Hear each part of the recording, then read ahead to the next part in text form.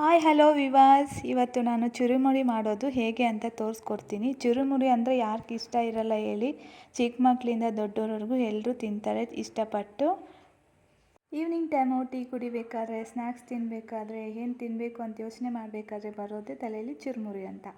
ಅದು ಈಸಿಯಾಗಿ ಮಾಡ್ಬೋದಲ್ವಾ, ಅದಕ್ಕೆ ಇದು ಮಾಡ್ಕೋಬೋದು. ಯಾವ ಥರ ಮಾಡೋದು ಅಂತ ನಾನು ಇವಾಗ ತೋರಿಸ್ಕೊಡ್ತೀನಿ. ಅದಕ್ಕೂ ಮುಂಚೆ ನನ್ನ ಚಾನಲ್ ಏನಾದರೂ ಫಸ್ಟ್ ಟೈಮ್ ನೋಡ್ತಿದ್ರೆ ಸಬ್ಸ್ಕ್ರೈಬ್ ಮಾಡ್ಕೊಳ್ಳಿ, ಪಕ್ಕದಲ್ಲಿರೋ ಬೆಲ್ ಬಟನ್ನ ಕ್ಲಿಕ್ ಮಾಡಿ, ಕಾಮೆಂಟ್ ಮಾಡಿ, ಶೇರ್ ಮಾಡಿ, ಲೈಕ್ ಮಾಡಿ, ಸಬ್ಸ್ಕ್ರೈಬ್ ಮಾಡ್ಕೊಳ್ಳಿ. ಒಂದು ಸಣ್ಣ ಬಟ್ಲು ತೊಗೊಳ್ಳಿ, ಇಲ್ಲ ಕಡಾಯಿ ತೊಗೊಳ್ಳಿ, ಅದು ನಿಮ್ಮ ಇಷ್ಟ. ಅದರೊಂದಿಗೆ ಅದೇ ಚುರುಮುರಿ ಅಂತಿರಲ್ಲ ಅದನ್ನು ಅದಕ್ಕೆ ಹಾಕ್ಕೊಳ್ಳಿ. ನಮ್ಮ ಸೈಡ್ ಬರ್ಗ್ ಅಂತಾರೆ. ಅದನ್ನು ಅದಕ್ಕೆ ಹಾಕ್ಕೊಳ್ಳಿ.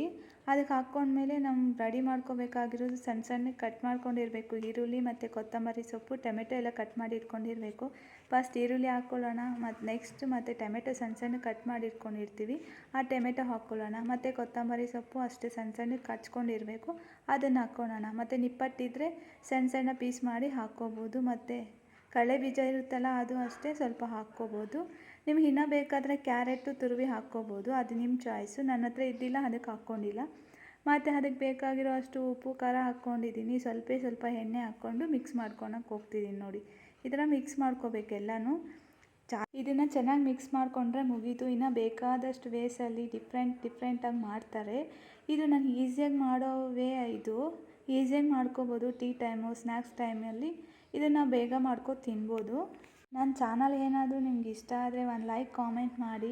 ನನ್ನ ಚಾನಲ್ ಏನಾದರೂ ಫಸ್ಟ್ ಟೈಮ್ ನೋಡ್ತಿದ್ರೆ ಸಬ್ಸ್ಕ್ರೈಬ್ ಮಾಡ್ಕೊಳೋದು ಮಾತ್ರ ಮರಿಬೇಡಿ.